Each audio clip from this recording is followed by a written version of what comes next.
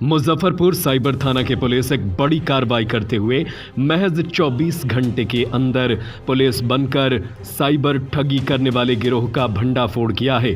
Cyber ठगी करने वाले गिरोह के 3 बदमाशों को गिरफ्तार किया है। साथ ही उनके पास से 1.5 लाख कैश, लैपटॉप, इन बैंकों के एटीएम पासबुक और चेकबुक सहित साइबर ठगी करने वाले उपकरणों को बरामद किया है। वहीं गिरफ्तार साइबर अपराधियों का अंतर्राष्ट्रीय कनेक्शन सामने आया है। यह गिरोह अपने को पुलिस अधिकारी बताकर लोगों को मोबाइल पर धमकाते थे। तुम्हारा बेटा एक रेप केस में गिरफ्तार है, और पीछे से चीखने चिल्लाने की आवाज निकालते थे। फिर बोलते थे, यदि अपने बेटा को बचाना चाहते हो तो इस नंबर पर पैसा भेज दो, वरना तुम्हारे बेटे को जेल भेज दिया जाएगा।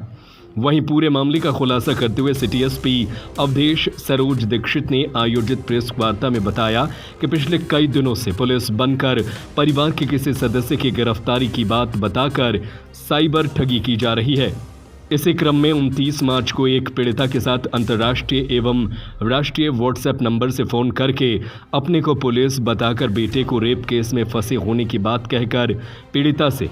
50,000 रुपए की ठगी कर ली गई थी, जिसकी लिखित शिकायत साइबर थाना में दर्ज की गई थी। मामले में गंभीरता से लेते हुए एक विशेष टीम का गठन किया गया। गठित टीम द्वारा तकनीकी बिंदुओं के आधार पर विभिन्न बैंकों के खातों का जांच किया गया। जांच के दौरान विशेष टीम द्वारा त्वरित कार्रवाई करते हुए महज 24 घंटे के अंदर पश्चिम चंपारण के बेतिया जिले से 3 साइबर ठगों को गिरफ्तार किया गया है। अपराध में प्रयुक्त 1.5 लाख कैश, लैपटॉप, विभिन्न बैंकों का पासबुक और चेकबुक, NSDL बैंक का एटीएम कार्ड किट, विभिन्न बैंकों का एटीएम या debit card, ATM card, swipe machine, POS machine, barcode scanner, SIM card kit, Aadhaar card, PAN card, passport, voter ID card, श्रम कार्ड, विदेशी करेंसी सहित विभिन्न बैंकों से संबंधित कागजात। वहीं घटना में संलिप्त अन्य साइबर अपराधियों की गिरफ्तारी के लिए लगातार छापेमारी की जा रही है।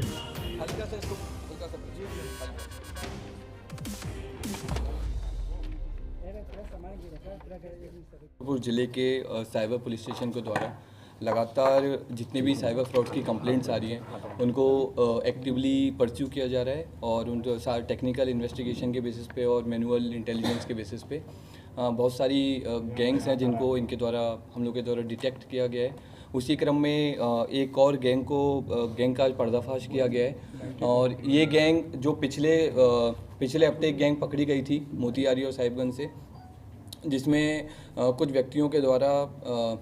एक फ्रॉड कॉल करके जिसमें अपने आप को पुलिस ऑफिसर या फिर लोकल स्थानीय पुलिस थाने से बता करके और उनकी किसी करीबी को ये चीज़ बोल करके कि वो पुलिस के कब्जे में बोल करके उनसे पैसा मांगा जा रहा था, फिर ठगी की जा रही थी, साइबर फ्रॉड किया जा रहा था। इसी तरह की एक और गैंग है जो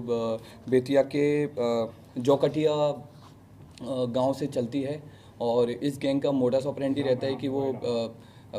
एक किसी व्यक्ति को कॉल करते हैं और कॉल करके बोलते हैं कि आपके द्वारा आपके बच्चे ने रेप किया है या फिर कि कोई अपराध किया है और पुलिस के कब्जे में है, और पीछे से एक व्यक्ति चिल्ला रहा होता है और वो उस तरह से एक माहौल क्रिएट करने की कोशिश करते हैं कि सही में वो बच्चा पुलिस की कस्टडी में है, और उससे फिर पैसा ठग लेते हैं। और ठगने के बाद में ये चीज़ रियलाइज़ होती है कि वो ठगी का शिकार हो चुके हैं। इसी तरह की कंप्लेन हम लोग के पास में 29/3/2024 को साइबर थाने में रजिस्टर की गई थी। इसमें FIR दर्ज करते हुए महज 24 घंटे के अंदर साइबर थाने की टीम के द्वारा बहुत कुशलता से केस को डिटेक्ट किया गया, और इसमें 3 व्यक्तियों की गिरफ्तारी की गई है, और जौकटिया गाँव से बहुत सारे ATMs, मोबाइल फ़ोन,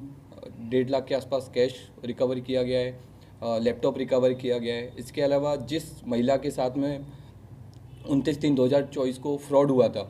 उस महिला का एक्टिवली